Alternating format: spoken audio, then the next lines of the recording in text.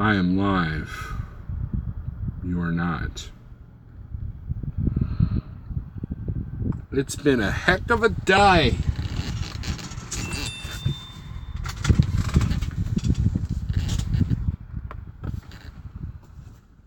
Hey, Harold, Jonathan, what's up? Get my glasses on. Stu Manchun, Any Lion, Keith, GoPro, Troy, James Best, Steve Berger.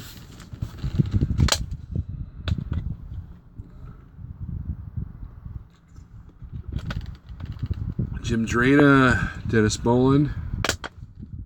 How's it going, guys? Here, I'll show you where I'm at.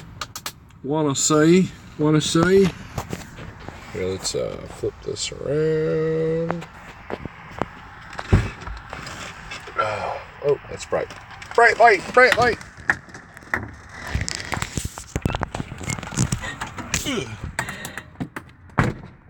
Yeah. Echo.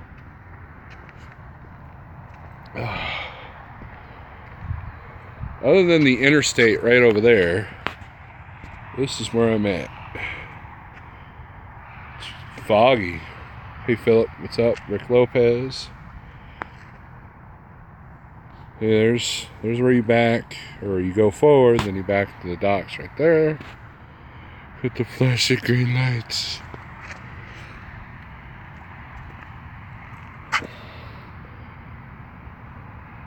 It's right there. Here's my truck. Looks like you're on the sidewalk. No, it's paved right here, silly. There's a line right there. There.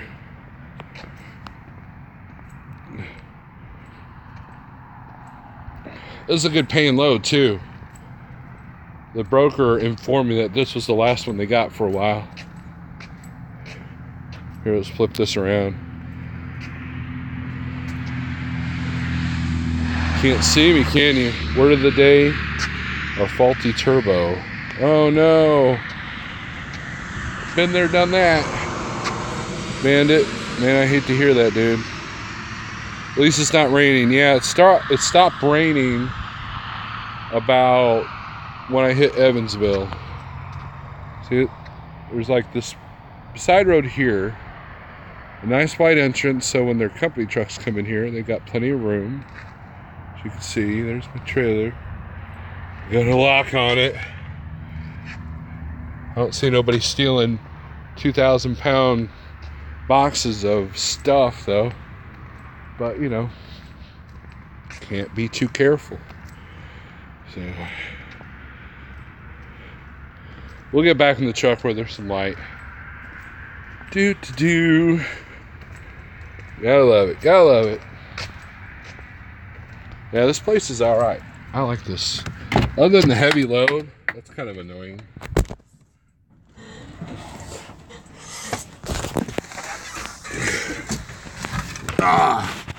Yeah, I'm getting old. Getting old and fat. Lock the door. Got the windows open. Nobody's gonna idle around me. Yeah. Oh. Guess better turn that light on. So you guys can see my ugly butt. Running board, what's up? I'm seeing some new names in here. Gotta love customers that let you take a break at their facilities. You know, Frank, I really don't know if I'm actually allowed here, but the last time I was here, I saw how wide open it was. And I thought, there's no chains, there's no guard, there's no gate. You know, so why not? So, big road, little truck in, what's up? Didn't see you sneak in here. Let's see, what's for dinner? I've got burritos and broccoli or cauliflower. I haven't decided yet. I buy those $1 steamable bags of vegetables, frozen vegetables at Walmart. I get those.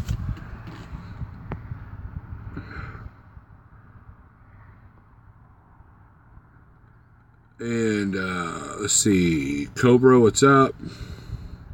Speaking of Cobra, have you guys seen the trailers for the new Karate Kid Cobra Kai thing? I watched half the first episode. It's kind of cool. Daniel Nottingham, what's up? Why are you shouting at me? At least you still get the 1700 for this run. Man, well, that'll put a dent in it. What kind of engine you got there, Bandit? Because if you got a Cummins, I got a tip for you. Last night was rough here in Oklahoma, Tornado Alley. Yeah, I missed that. I thought I was going to be in that area. But, 2 days ago I was. So, Groundhog, what's up? I haven't seen you. Oh, I saw a piece of On. What? Music trucker in my neighborhood, Scooty, to hear your turbo problem. That sucks, man. Wax on, wax off. Oh, okay. Yeah. They're playing free episodes, so, enough to get you hooked and then pay for it. I think it's a series. It's not like a movie or anything. Okay, Bandit, I haven't heard from you yet, but if you have a Cummins, when my turbo went out, make sure they change out the turbo actuator as well. It's an extra $1,000, but usually one causes the other to break. So make sure they do that. Now, if it's another engine, I have no idea. But if it's a Cummins, and James Best, pay attention to that. If the turbo goes out, make sure that the turbo actuator gets looked at and tested too. So it's funny. Everybody else has told me 9 times out of 10 when the turbo goes out, the actuator is bad as well. But then the dealership told me that 9 times out of 10 the turbo actuator is fine. I think they just didn't check it and wanted to save face. So you have 2 turbos. Free month time. Oh, cool. Time to binge watch that stuff. Right? So I liked it, man. I was halfway through the first episode, then I had to get ready for, I didn't want to be messing around on my YouTube, and then be late for this load that I delivered this morning. If these people are open, I would have delivered 2 loads today. But they don't open till 8, and I think they closed at 7:30. So now, if you guys follow me on Facebook, did you see? Well, if you follow me personally on Facebook, did you guys see where I delivered this morning? I've got footage of that on my GoPro. That was a tight turn. And I've got freaking scratches on my trailer from the stupid trees. So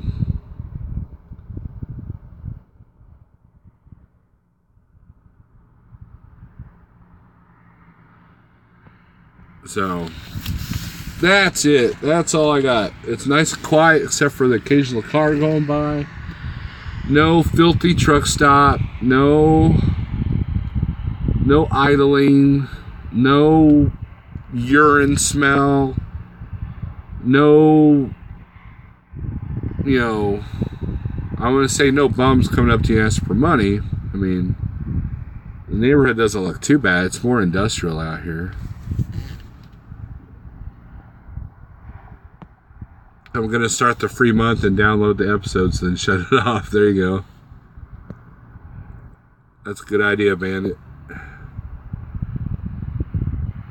I don't know about you, Bandit, but it took them, I think, 3 or 4 days to fix mine. I think it was 4. So I'm still paying on that stupid turbo.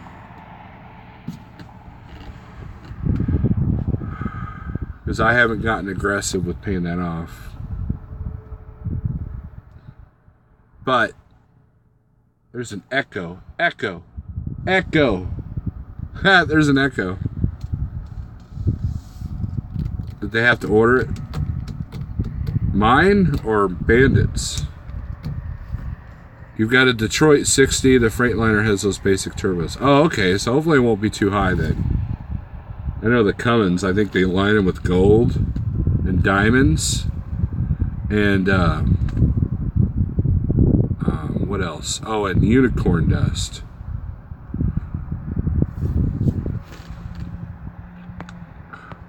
No, the reason why James Best, the reason why mine costed so much, they didn't have to order it. They had the part, but I had 3 bolts, and I held up 2 fingers when I said that. 3 bolts, because I'm an idiot, that were snapped in the manifold. So they had to tap those out. So that added probably another, grand.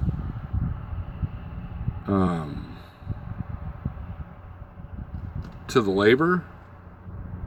You know, labor is what kills you, man. You know, and here's another tip, James. If you have an engine issue like your turbo, okay, take it to a Cummins shop, not a dealership. I don't have that option with the PACCAR. PACCAR, I have to go to a dealership because there's no PACCAR shops. Yeah, but they had to tap out the bolts, and then, you know, I'm not the only truck in there. So, and they only had their one engine guy. You know, they had the main guy that does the turbos working on that truck. So, I have a softball game at 4 and 5, but I'll be around before that. Groundhog. Oh, you guys are talking. McGee Films, what's up? I haven't seen you in a minute. I think. I don't know. I can't remember. I'm not paying anyway. Still inside my free 2 weeks. Oh, okay. Well, that's good.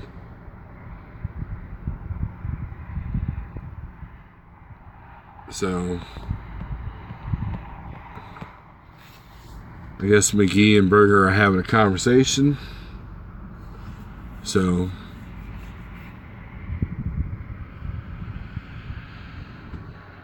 yeah. Oh wow, Daniel Adami. Well, Daniel, I was explaining how nice and peaceful it is out here. Occasional car going down the road, but that's it. I'm at a customer, and there's like one street light, and I'm parked underneath it, but beyond that, it's like pitch black out here.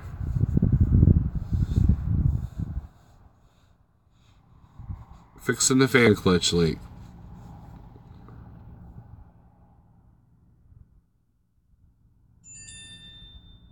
All right, thank you, Jeffrey.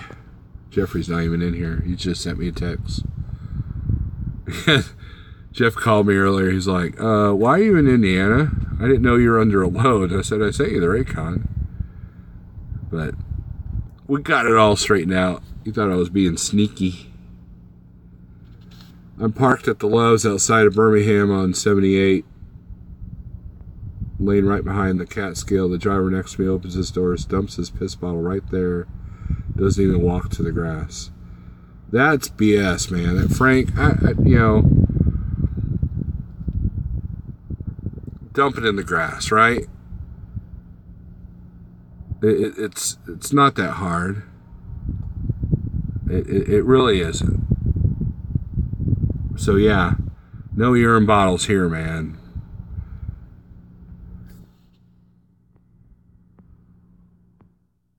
We are our own worst enemy. Yeah, I've done videos about that.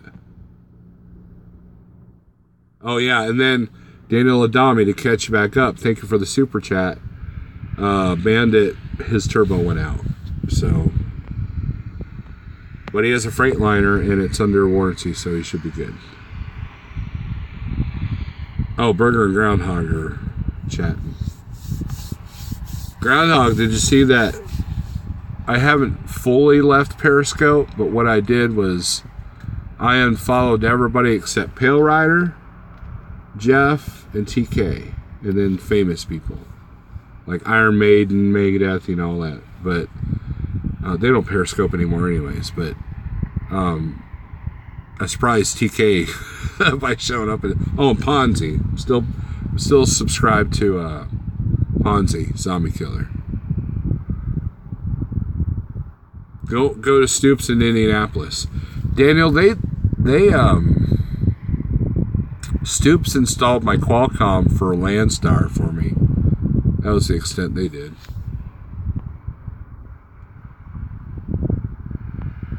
Speedy 9 Speed, what's up? What's the deal with Stoops there, Daniel? Yeah, Mustaine did used to periscope, but not anymore. You never heard of the scope? Yeah, it's not a very popular app. Like I said, I go live on Periscope. There's like 8 people, and all I do is piss them off. So, why be on there?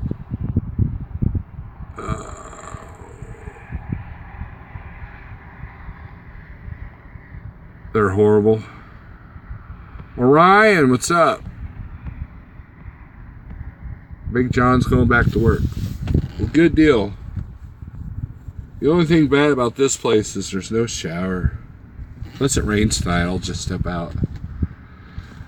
Frank, the foot is doing better. I'm still real cautious about where I step. My knee hurts more than my ankle, actually. Because wearing that boot, man, that put a strain on my knee. So now I got bones popping in the ankle, just like a bad knee. So that kind of sucks. James DeJong. No, I'm in Henderson, Kentucky. We played phone tag today, Mr. DeJong. I apologize.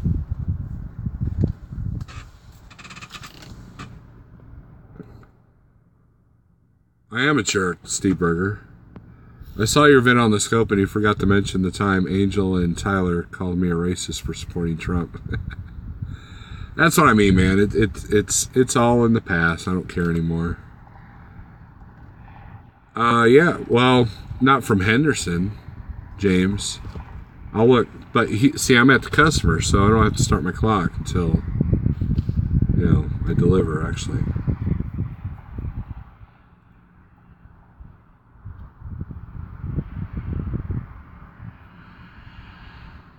But you can pop both your ankles non-stop. I don't know, James. I'm looking for a long load to take me through the weekend. I know where I'm not going. I'm not going where Harold's going. I thought maybe I'd go where Harold's going to hang out with him, but he's going up to Nebraska. I had to laugh at him.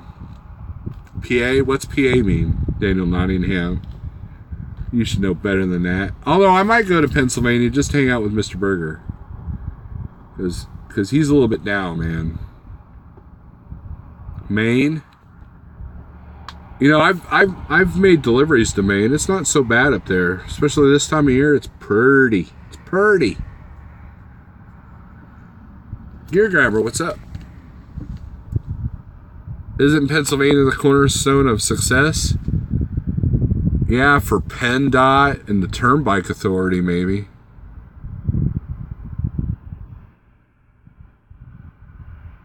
Better get here for him, homeless. Burger, you can move in with us, man. Burger, here's what you do. You get the family and you move down to Missouri, because Missouri, cost of living is cheap.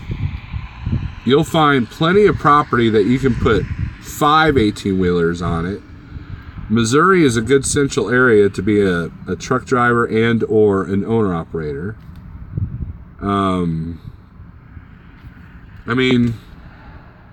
There's some good schools in Springfield. I mean, come on.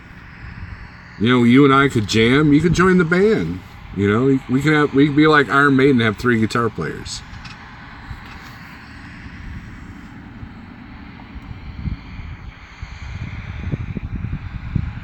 I'm still on Facebook, Frank. But I hear you on the other stuff. James says he found the load going to North Georgia for $3,300. Called on it, but gone already. Well, then he didn't find the load, James Best. You need a load to Macon. That's what you need. Macon bacon.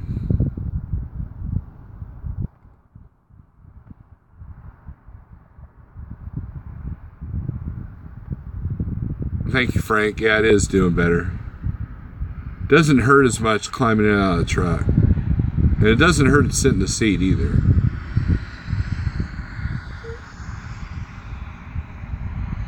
You can play the tambourine, says James. Man, I got perfect breeze in here. It's like perfect temperature. Man, I love this. I might just, well, I have to run the AP for the CPAP, but man, I might just have the windows open. Almost bought a house in the Lake of the Ozarks. Man, that's a pretty area, Agent Orange. I've got a friend that lives there, and lakeside property is not so cheap. So, but if you can snag it, especially around Table Rock, around Branson, Lake of the Ozarks isn't too bad, but they're trying to be like another Branson. They had like a whole bunch of stuff, you know, that they added, like the go-karts and everything, but it all kind of went downhill. But there's a good lake community there. No, I'm off 69.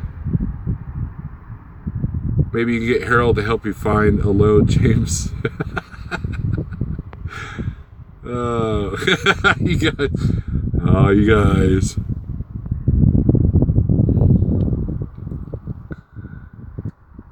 That's where we want to go, the Ozarks? Man, come on in, man. Missouri's awesome.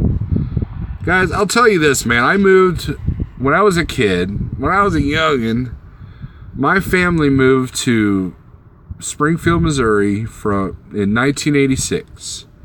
We lived in Phoenix, Arizona. Now, I left kicking and screaming. I didn't want to leave Phoenix. And I hated Springfield the first 5 years. But when I started to hate people, I started to like it. I started to get accustomed to the winters, and you know, part of that is because I was a BMXer, and you know, you can't ride bikes in the wintertime, you know. And now, as an adult, I really appreciate the things that it offers. Now, we want to get out of Springfield, because Springfield, if you guys watch Live PD, it's getting kind of rough around the edges. However, out in the country, man, it's pretty cool.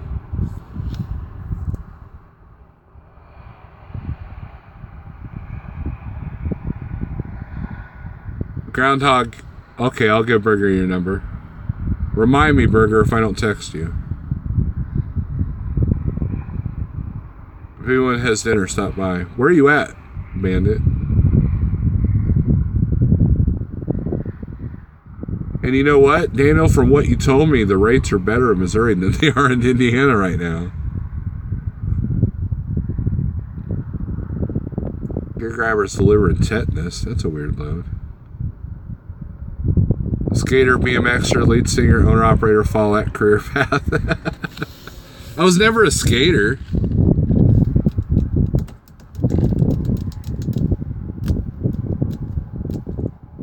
Missed my last comment, says Dale Adami. Okay, let's see here.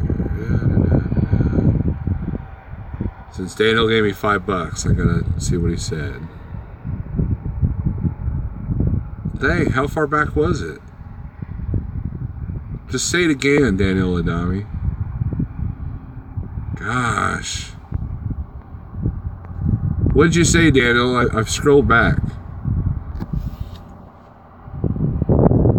You had a skater haircut in high school. That I did. But I wasn't a skater. When you get ready to add another drummer to your band, let me know. I play a mean air drum. So does Pale Rider. Pale Rider actually has drumsticks in his truck. They had to fight the brokers to get the same load back here in Fulton, Missouri. Wanted me to do it for $100 cheaper. I said, just don't get lost in PA again. Oh, okay. All right, Daniel. I won't. Sergeant Ringo, what's up? Now, I went to Walmart and I forgot to buy allergy eye drops.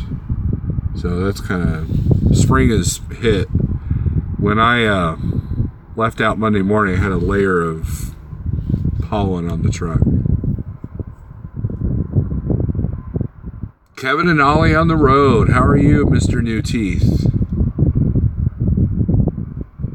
I've been meaning to have a phone conversation with you, but I figured you were at home, so I didn't want to bother you. And then you were dealing with Spectre's truck thing, so I didn't want to bother you then. And I know you've been doing the travel, the Bellaflor thing of a jigger, haven't you? So.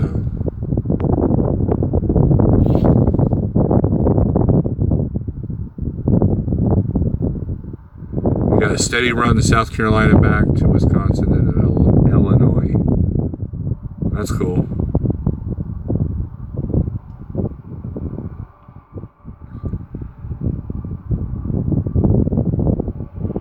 Really windy sounding? I'm sorry. I am not rolling these windows up. Just haven't had much to say, bro, and couldn't say it right. I hear you, Kim. Hey, James, you should have saw where I delivered this morning. Oh, did I know Brad Pitt? No. He went to Kickapoo High School, and I was at Glendale. Roll it down. Oh, God.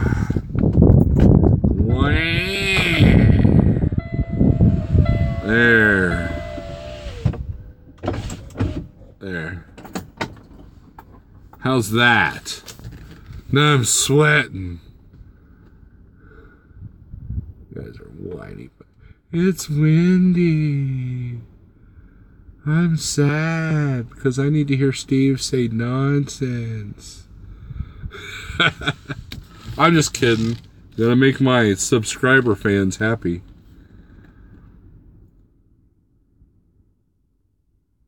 Can't smell you from here. Turn on your APU. No. I will turn it on when I'm ready to cook my dinner.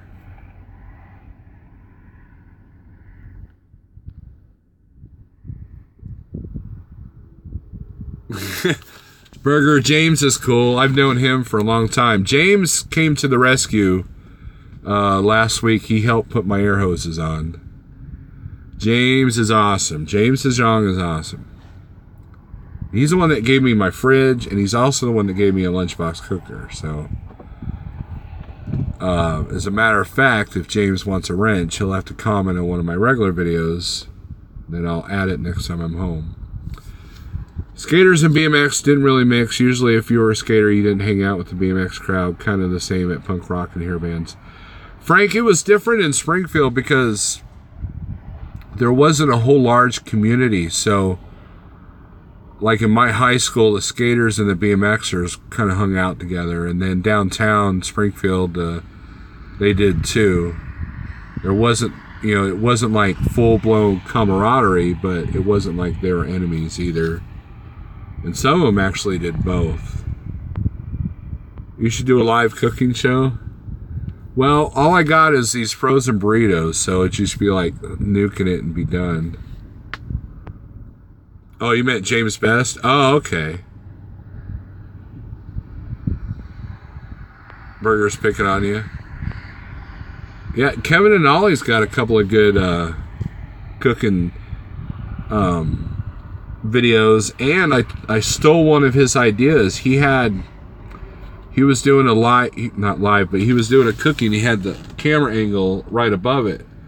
So I think my last cooking video, I'm pointing in the dark so you could see, but on my microwave shelf, I just hung the phone out just enough so it'd look down, and it like kind of gave the overview of what I was doing.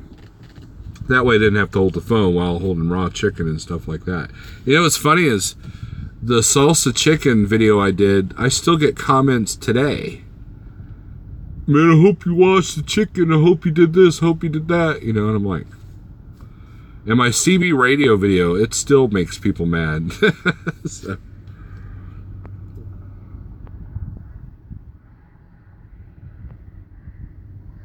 Bandit's got a toaster oven.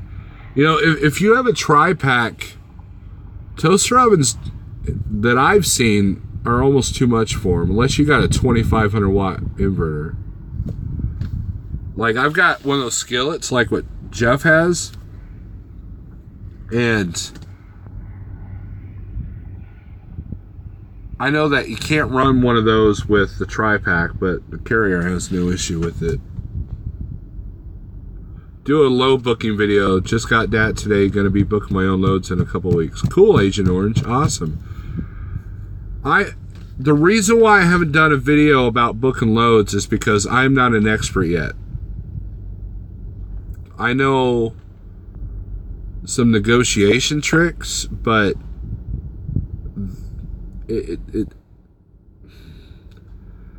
I've kind of given tips to people personally that have entered the spot market, and I know what they're kind of going through mentally. Like, you know, I called Christian Trucker to check up on him yesterday and told him, yeah, this feeling's normal, this feeling's normal. This is how you deal with that. This is how I deal with this, and this is what you should look for on that. You know, that kind of stuff. As far as like live talking to a broker on the phone, I don't want to do that because I would hate to be calling a broker and he's live on YouTube going, oh, let's look at this truck driver, you know, see what he says, you know, stuff like that. So I would hate that. So I might do a video later on, like when I get good at this booking stuff, but I'm still learning as I go. And Jeff's already got that area covered. He's already kind of done a lot on that. And you know, and that's his thing, man. So for me to do a booking video, I don't know. I can give you tips on what to look for, what I look for, not what you need to look for, but what I look for. But the way I run may not work for other people. So I tend to be skittish on booking loads ahead. I did it this week because I know this broker and I know this load, the one I'm under now. But the process of getting a lumper check code in Little Rock the other day, that could have wiped out my next two loads because there was this delay because of a misunderstanding. But we got it settled. It was aggravating, but we got it settled. So booking ahead, you know, I know Yeti one time said, man, Steve, I don't know, booking ahead, that's kind of risky. And we don't want to have we don't want to be known at like trucking as calling brokers and like canceling loads. I've had to do it twice. Once when I got injured and another time because the appointment times just weren't going to work and I didn't want to be late for the load. So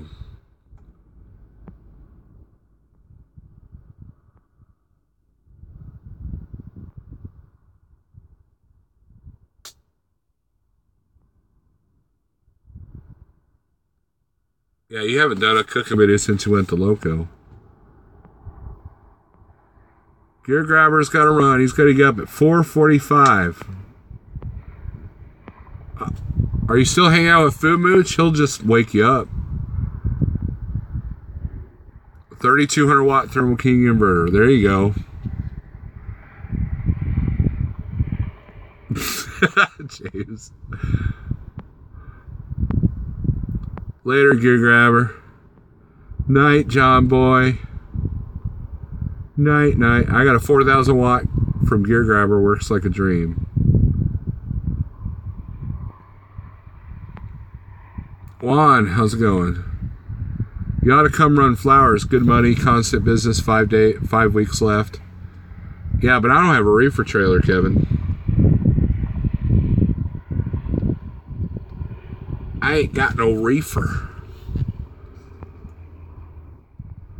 Watch for the truck and load ratio. There you go. There's a tip. Daniel Nottingham has a tip.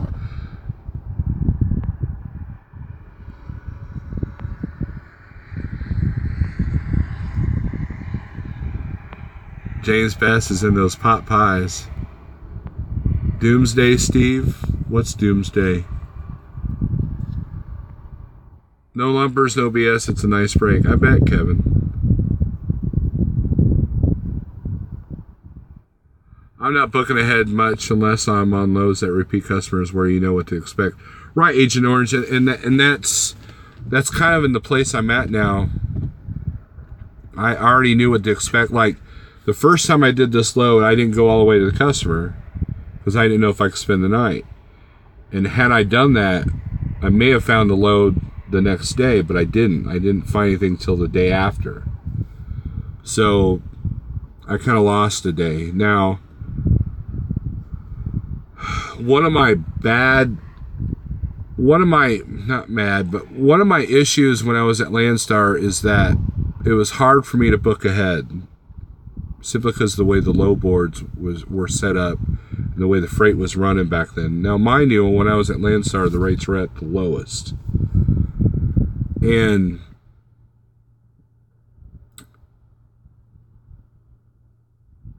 the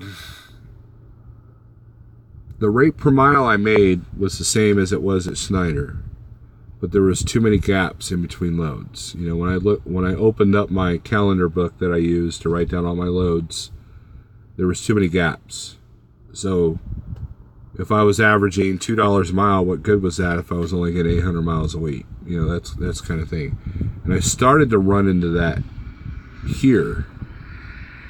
And I had to, like, you know what, I need to be brave, I need to book something, I need to be better about it. And it got easier.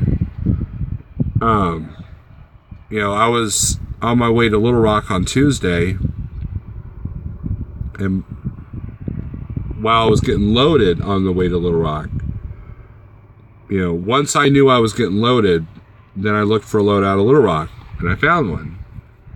And then on my way down to Little Rock, the broker that for this load calls me up. Hey, I've got one of those loads you've been asking. I'm like, well, I'll be in Joplin, you know, Thursday morning. So if we can make it work for Thursday to Friday, we're good. And that's what she did, and boom, we're good. So, you know, in situations like that, it worked out really well. I'm curious to see what my revenue is this week.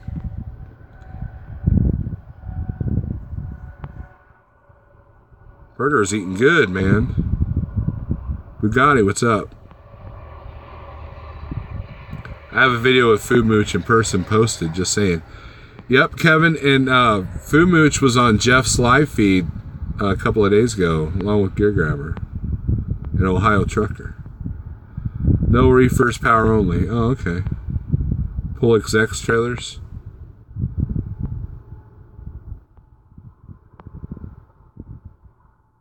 You know what, Daniel Nottingham, you might want to look into that, what Kevin and Ollie's talking about, for a couple of your guys. All broker appointments are negotiable. Not really, sometimes. You know, if they got a logo in a big box store DC, there's no flexibility there. At the Orange, you know your revenue 14 days out. Yep. You know, and that's been kind of the other trick too, is like, it's kind of nice being booked ahead because you kind of know what your week is going to be. In the spot market, it's a little bit tougher to do that. So, you know, you might be out one day, you might be out 6 days, you might be out 2 weeks. You know, just depending on what the loads are doing, what kind of money you need.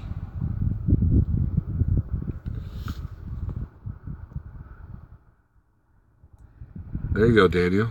Food Mooch, what's up? Need to look at email and the brokers you have worked with, your location, good service, right place at the right time. Benjamin Duke, that's what I've done. I can show you my inbox, and I've got, let's see, 1, 2, I've got 5 brokers that email me with freight coming out of the Springfield area.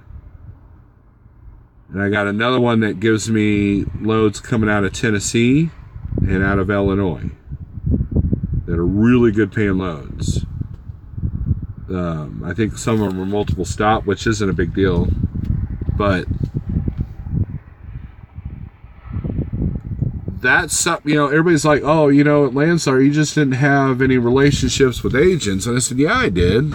You know, but they kept losing their own freight. They kept getting undercutted by everybody else. So everything's in cycles in trucking, you know.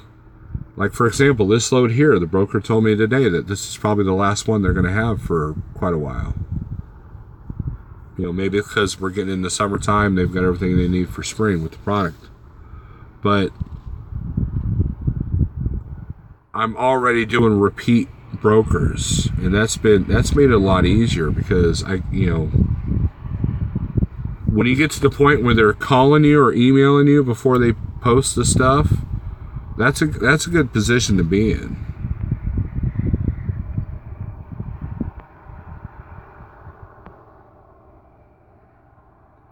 Agent Orange says, I saw Christian Trucker's bids when he was at Schneider.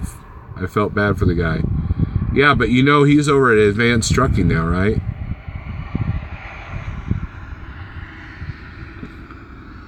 Arda Turan yeah, I'm not at Schneider anymore.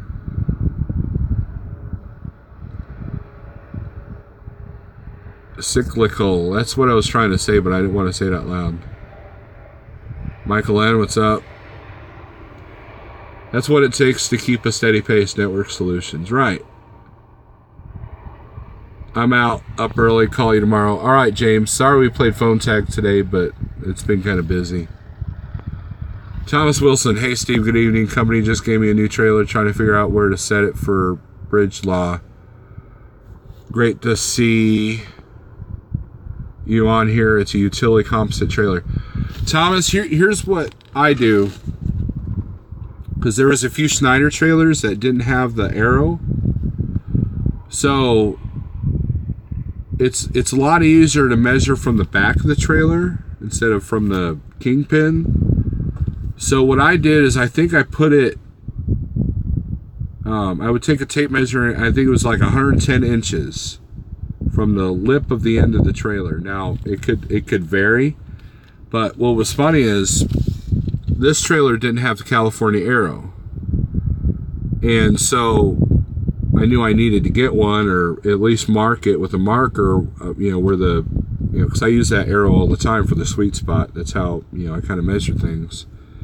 And there was a notch that someone made with metal, like an engraver, of where you would put the arrow if it was painted. It was right at 110 inches.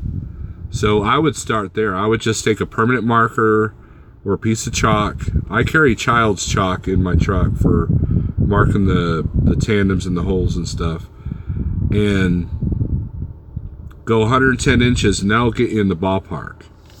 So there's your tip of the day. Celtic Barb, what's up?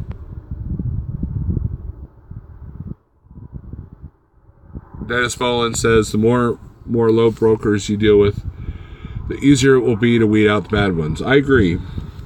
And we were on a conference call yesterday, and we're coming up with a system at Light to have a list of things and people to look out for. So when one of us gets burned by a broker, then the other 5 of us won't make the same mistake. So Jeff's coming up with the communication where we can all kind of like post on it, kind of like a private Facebook page, but on a website. So that way we're my do not haul list and the reasons, or not do not haul, but like to be cautious. Like this particular broker had trouble with lumper, this particular broker had trouble with detention, that kind of thing. So your authority will be power only. Good luck with that. Some people do really good with that, some people don't. 7th hole for Cali. That's another way. I very rarely count holes. I know Schneider had all these formulas, like this many holes or whatever, but I always just kind of, I don't know, I just eyeballed everything. It helps that I have an air gauge on the front. Oh man, you're driving with that ollie. Wow. That, Thomas, that'll get you in the ballpark. I mean, I know you're not going to California, so, but that'll give you, because like I said, I use that arrow for, that arrow right between the tandems. That's a good spot for 42,000 pound loads. Got approved for a new trailer, getting a 2019 Wabash Duraplate HD. Awesome, Michael. Those are nice trailers. Gonna be landing somewhere soon, says Food Mooch. My son's new truck broke twice. Second time, Prime fixed it and found the problem, a bad sensor. Yeah, Barb, the sensors in these trucks are touchy. I mean, they really are. You know, it could be a sensor, it could be a computer update. You know, how many times have you had to pound your computer at home? Well, these trucks are full of them. So, you know, I hope he's doing better. How often do brokers ask for carrier packets? Agent Orange, when you're a new authority, every single time, you know, for each broker, you know, they got to be set up with you. Some are easier than others. With 6 of us running, we're running into less and less brokers that Jeff has to fill out the carrier packet for. And I believe we're adding a 7th person Monday. So the more of us doing more brokers, then the less carrier packets. Like, I don't think there was a load this week that Jeff had to fill out a carrier packet for me. Maybe, there might have been one. And that was last week. But this week, nada. So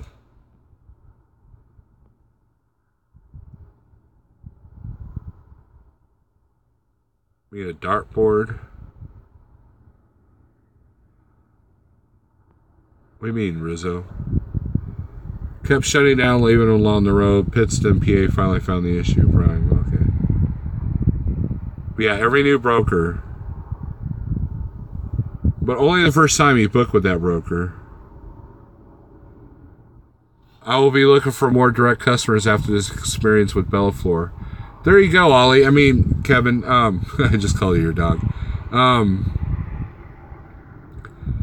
If your company allows you to work direct with customers, you know that, you know, as long as the funding, you know, payment's good, then, you know, that's a good way to go.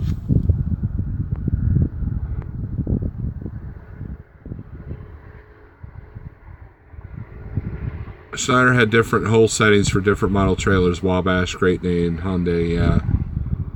Edward, what's up? I have a build spot in order for a new utility dry van. Awesome. Shiny front and back. Black sides, going dry van. Awesome, Kevin. I was looking at those with utility when I was looking for trailers. And I almost got one. They're a little bit higher. I think I think the ones I saw at utility were running like 37. I didn't quite want to pay for that, but then I didn't want a bunch of attention drawn on me. So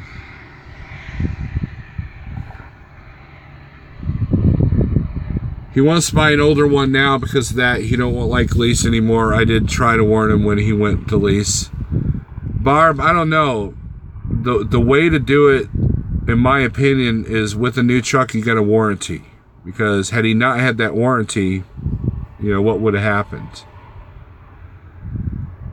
A used truck can have its problems. I mean, ask Berger. He's you know, Steve Berger has had a lot of bad luck with this truck, and he's got the same year, model, mileage as mine. Same. It came from Prime too, and it's had nothing but problems with him. It's been a money pit. My last old truck was a money pit. So the problem with the used truck is it's more of a money pit with no warranty. You know, you can either have a new truck that's a money pit with a warranty or an old truck.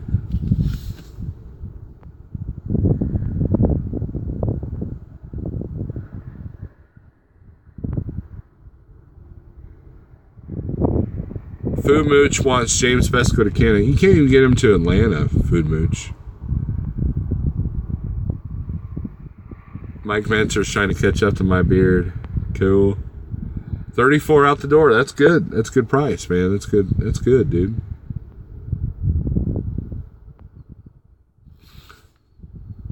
Lord looking at buying a truck doing business class. Well, good luck. I mean, I'm not one to discourage anybody from following their dreams. It's all about running a business. That's why I suggest new guys not to be owner-operators for at least 3 or 4 years into being a truck driver, because driving the truck becomes secondary.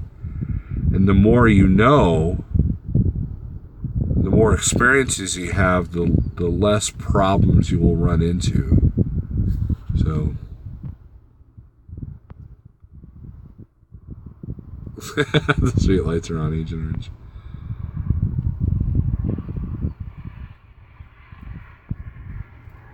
That's cool. Pre-EGR oldie. Yeah, Barb, if you want your son to get an old truck, make sure he gets a pre-emission truck, but then I don't think Prime will sign him on with that.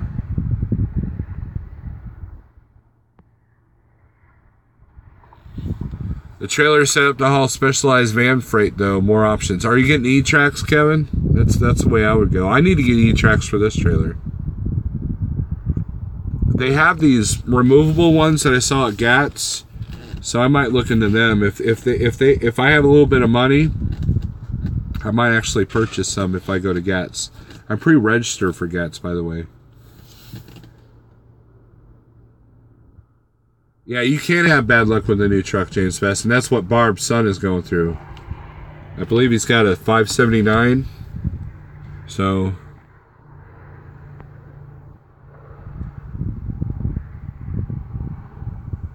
$19.99, $9,000. That's cool. The only problem you might run into there, Edward, is finding parts if there is a breakdown. That would be, if it's an old cat though, you might look out. 30 years driving. Okay, you're set, dude. I won't be in it. Tell about the trailer.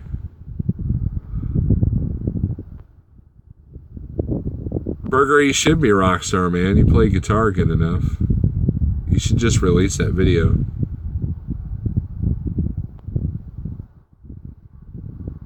Right, Benjamin. Benjamin says more experiences you can move through or avoid problems quickly. That's exactly right. I was talking to James Best about that, and I tend to be pickier with my loads because I know all the bull crap I don't want to go through. I don't want to do scrap metal because that's hard on your tires. I don't want to do mulch because that's hard on the trailer, and those tend to be overweight because they set them outside to get full of water. Let's see. Beer tends to be cheap. Although I had a really good conversation with Josh Harpool last night. He walked up to me at the Joplin Petro, and he just got his own authority. He was at Traveloco and then got his own authority. He and I had a really good hour-long conversation about, talking shop and all that.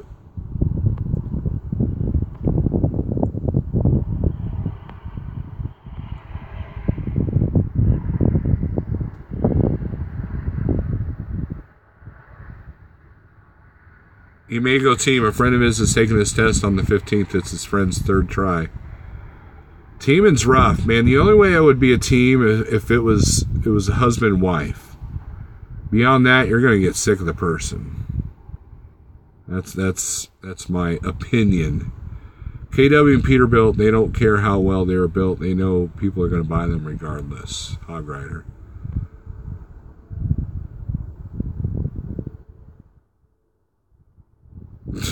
Steve Burger. Daniel Adami, E-Tracks are like, you got the logistics post in a dry van, right? Well, the same ends that you clip your straps in, there are these bars that go this way instead of this way. So, and then what it does is it allows you to kind of strap down a load like down to the inch. So think of like sideways logistics posts. Landstar, like some of their trailers had them, and I always tried to keep a trailer that had E-Tracks for as long as I could because it came in handy for the hazmat stuff.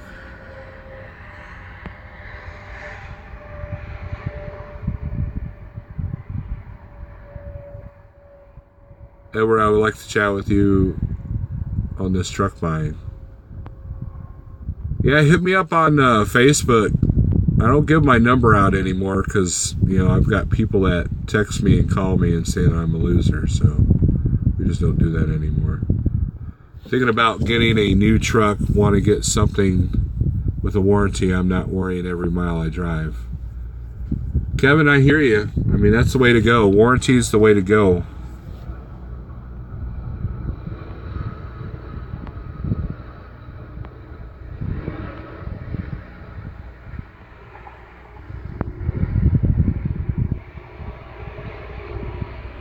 James Best says warranty is a false sense of security. I disagree.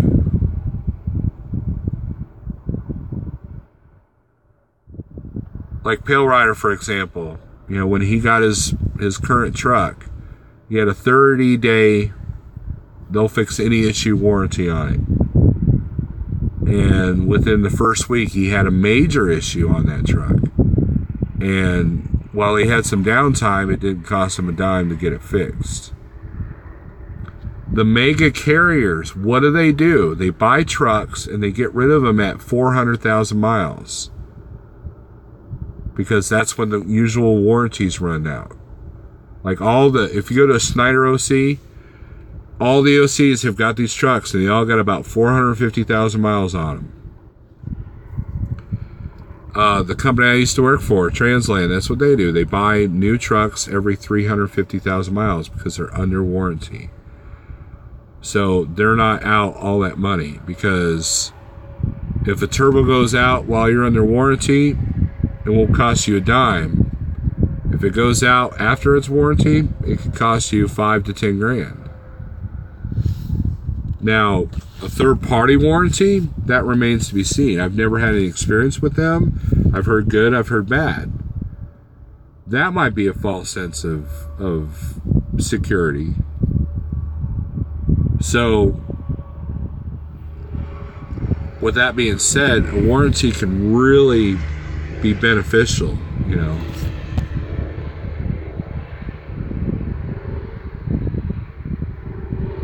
Okay, Edward, yeah, you got my email. Just hit me up there, dude. All right, Daniel, good night. Well, thank you, Edward. Oh, my phone's getting ready to die. I applied for utility, got denied. Applied at Soup's Freightliner at Indy, got approved for the Wabash trailer through Daimler. Well, that's cool, Michael N.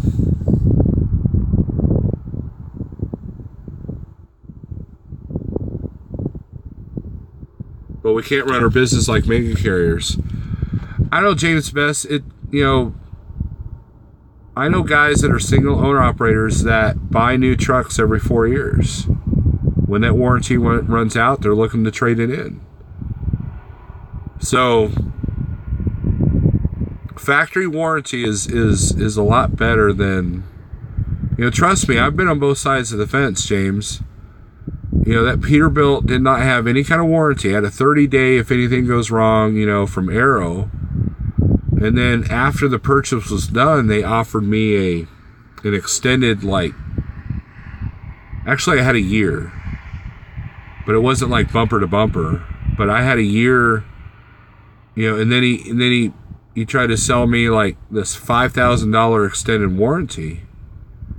And, and in that case, you're better off to just put that money aside and have that money in the bank versus, because there's so many stipulations with the warranty. Whereas a factory warranty, it's like, it's pretty cut and dry. So, if I know people at Schneider that had Schneider Finance trucks, their one box goes out on their Freightliner. Well, if the part that caused that one box usually is under warranty, that's a $13,000 repair that was covered under warranty. So a brand new truck,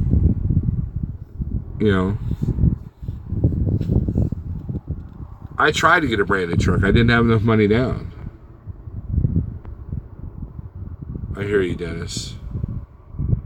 Recap versus Virgin. Virgin all the way.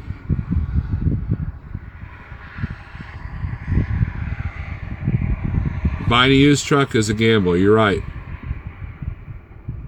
I got a 97 cost of maintaining, about $1,000 a month. A friend has a 2016, has an $1,800 payment and a $5,000 deductible as warranty dealing. He's down at least once a month, and normal has $500.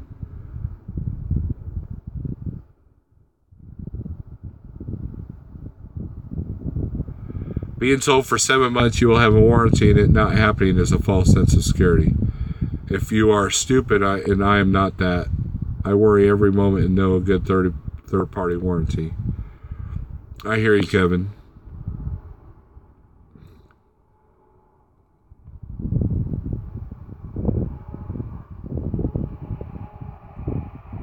Recaps, in my opinion, again, I'm not an expert, in my opinion, recaps are to get you down the road,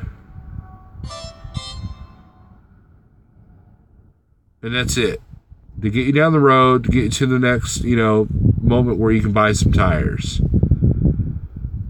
I would not put recaps on the drives of the truck, because when they blow, they could, look how, if you've ever had a recap blow on a trailer, what's it do? It takes out your mud flap. It takes out the mud flap bracket. So I wouldn't want that kind of damage on a tractor. So I would, trailer tires are cheaper than, drive tires. So I just don't. Recaps are a band-aid. That's all they are.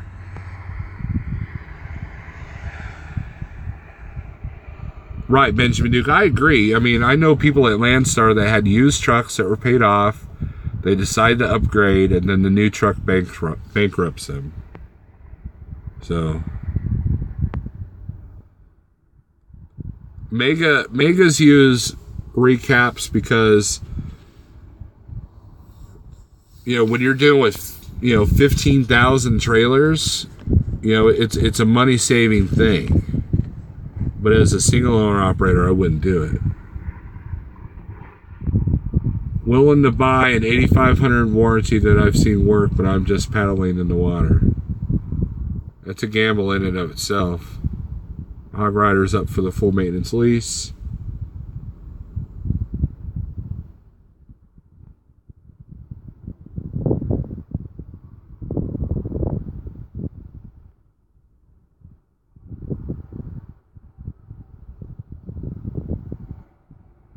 The important, Benjamin brings up a point. Research, and make the best of it that you can. You're either going to make enough or to do well, or you're not. You got to think of the worst case scenario. Someone asked me if when I started, would I do anything different if I had to start over again? And there's one thing I would do. Okay, I would save up $10,000. Not for a down payment of the truck. This is after the down payment. So you want to save up about 15, because most used trucks you're going to be able to buy for 5 down. If you have the money skills to save up 10 grand, that should be no problem, and that will help you when it comes time to owning the truck. Again, these are just my opinions. This is what I would do different. And that way, because here, whether you get a used truck or a new truck, whether you get recaps or virgin tires, whether you get a new trailer or a used trailer, you have to think of the worst case scenario. You don't want to put your mortgage up for the house. You want to okay, what's the worst that can happen? Can we survive? That is how you have to look at it. And if you got that $10,000, room for error cushion, then the truck has a less chance of bankrupting you. The higher the risk, you want to eliminate some of that. You want to take away some of that. You want to have a cushion for those days. Even if you have a full maintenance lease and you're not worried about repairs, you still got to worry about downtime. Can the family survive on the money that you're making with downtime? Always think of the worst case scenario.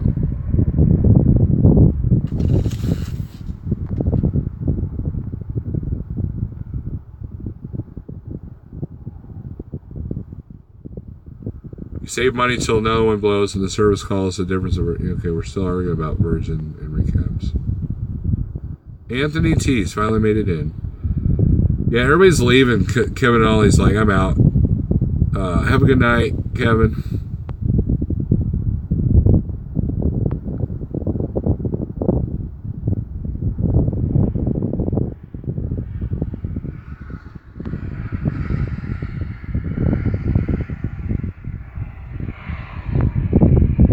So if mega carriers make a bad decision writing recap, what makes you think the way they trade in trucks is a good decision? Because they're making billions of dollars. You know, let's take my old company Transland, okay? There are 150 trucks. They've been around for 30 years. And they trade their trucks in like clockwork. I was there for 6 years and I drove 3 brand new trucks. And all their mechanics have to worry about are oil changes, maintenance, small repairs. But when it came down to the major repairs like turbos and, you know, fuel and water pumps, you know, stuff like that, you know, Kenworth and Springfield took care of it.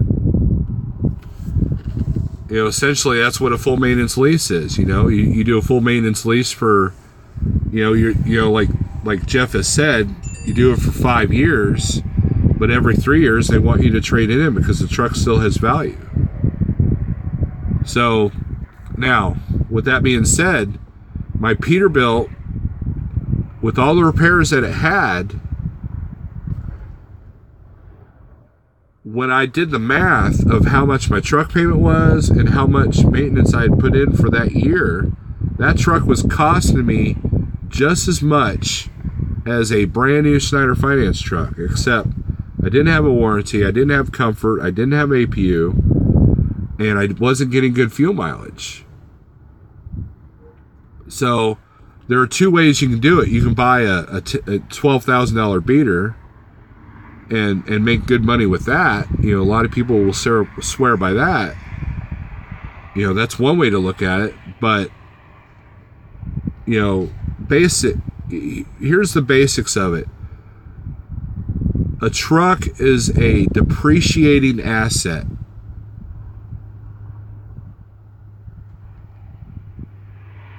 And when you run an entire business on a depreciating asset, that's a big risk.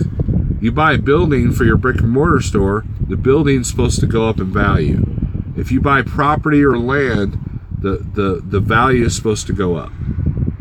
If you buy, you know, collector cars, or, you know, if you flip houses or if you restore old cars, the value goes up.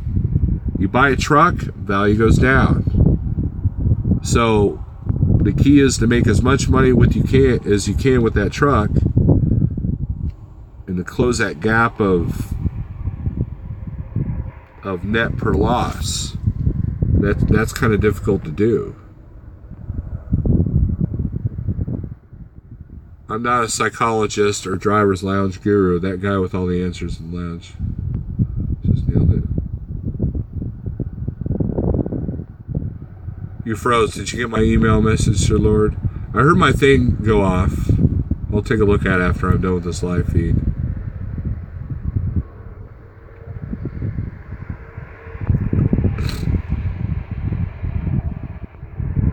Bugatti says 80% owner operators don't have no money and get in more debt to try to run the business and learn they're working backwards. Learn math into your costs.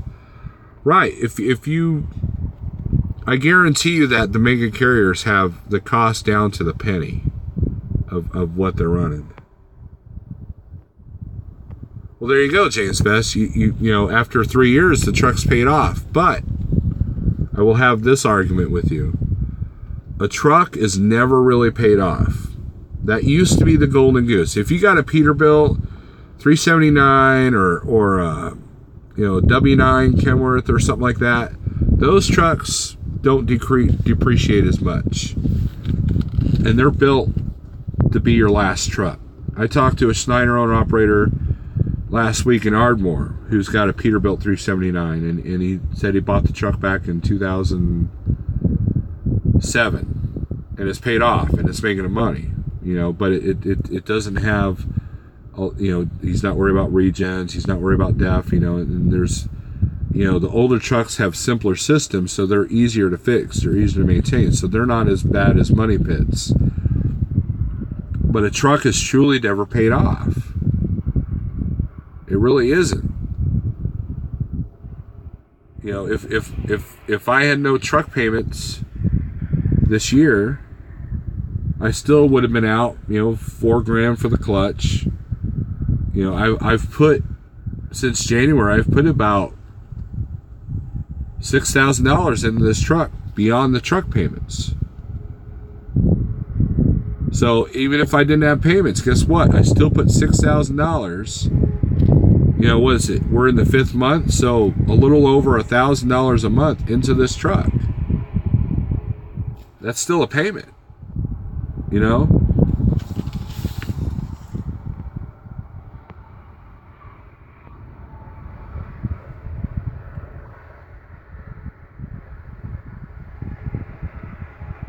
Yeah, James Best, I agree with you there. I mean, if you got a good truck and you're prepared for the big repairs like clutch, turbo, and as long as the engine's in good shape, then you could do well. But at the same time, there are some owner-operators that just trade every 3 years. Like clockwork. I was told with this truck, I was told that if I do 2 years, not missing a payment, I could trade this in and get a brand spanking new truck for no money down. That's what I was told. Am I going to do that? Probably not. Am I going to try to pay this truck off? Yes. But if it starts nickel and diming me to the point that, like the Peterbilt, where it's costing me more than a brand new truck, then it's time to get rid of it. And that's the gauge. If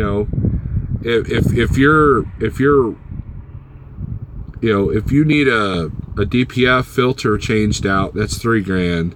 If you need a new turbo, that's $5,000 to $10,000. Let's say, new tires, that's like $3,000 right there. So, it's there are different ways to look at it. And I think that I found the perfect balance. I got a new enough truck that I'm getting better fuel mileage. I had a warranty when I bought it. But at the same time, it's not so old that it's nickel and diming me yet, knock on wood. So I've got kind of the best of both worlds. I've got the lower payment, but it's still fairly new.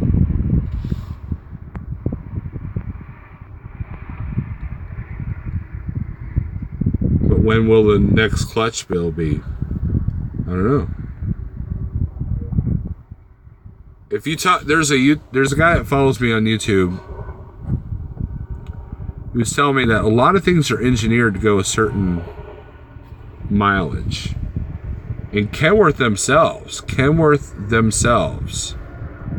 told me that these turbos are designed to last about 500,000 miles.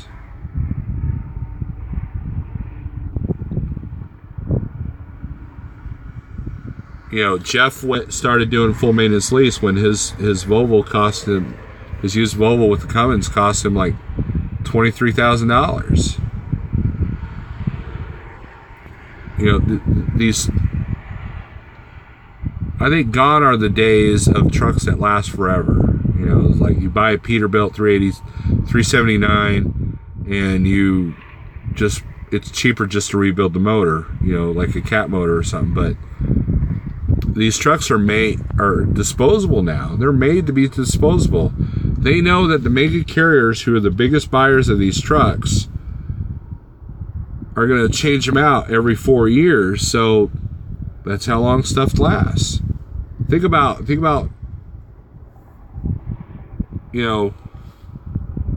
we live in a world Where it used to be when you bought a car, it was your only car you bought. When you bought a lawnmower, it was the only lawnmower you bought. You know, you wanted something that was going to last you 10 to 20 years.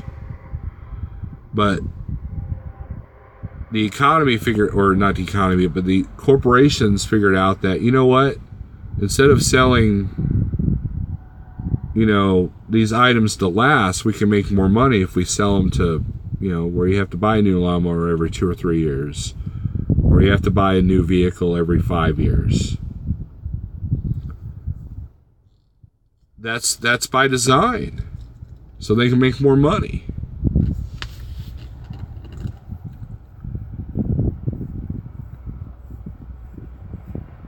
Yeah, that's all I'm going to say about that.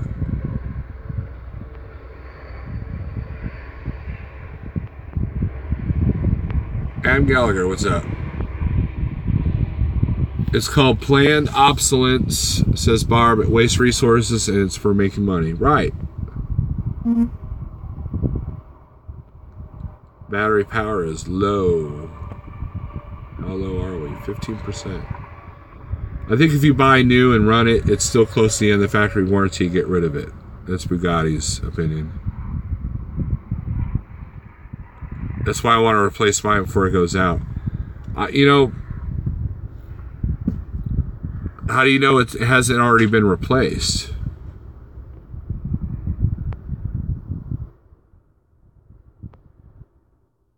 I can't believe that they make more money on parts than they do selling new ones. So go new. I can't answer that question because not everybody can afford a new truck. You know, one of the reasons why I've survived as long as I have, because I keep my costs low. So it just depends on how much you're making, how much your company's paying you, how much you're paying yourself if you're independent, what your needs are. If you want to run full balls, 3,000 miles a week, and just run that truck, then a newer one might serve you better because you're going to torture that thing. But if you get a truck around 60 grand that's got about 400,000 miles on it, you can afford to baby it a little bit because you're not having to run full on because your payments are lower. So it just depends on what your needs are.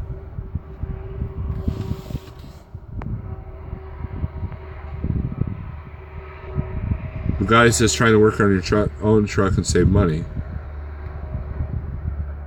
2001 Pete, select 1 million on still original clutch neighbor's truck. Yeah, you'll get lucky sometimes. You know, you might get a part. You know, so I wouldn't just replace parts because you think they're due. You know, when that turbo goes out, it'll tell you.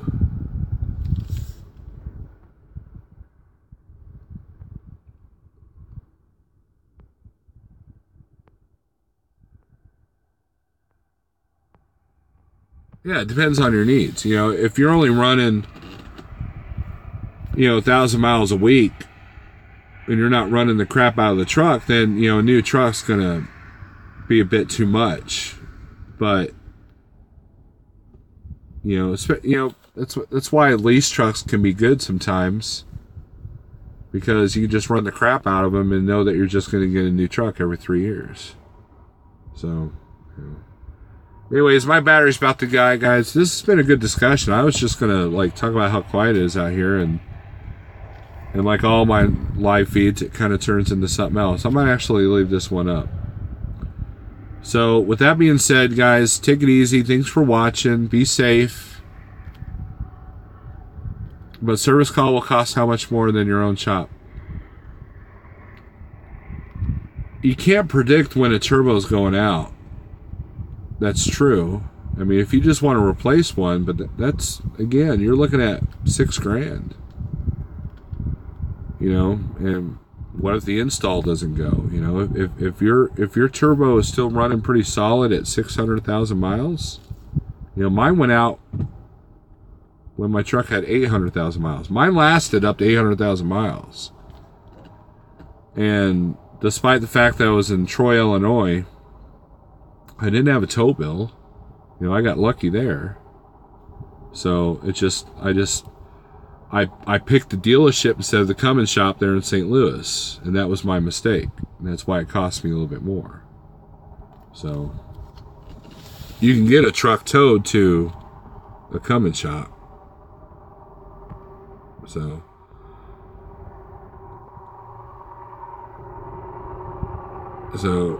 all right, guys, thanks for watching. This has been a good discussion. Maybe I'll keep this up. So have a good night. Be good to each other. Be positive. I know life sucks sometimes. I know that things kick you when you're down. But you know what? All you can do is keep on keeping on. See ya.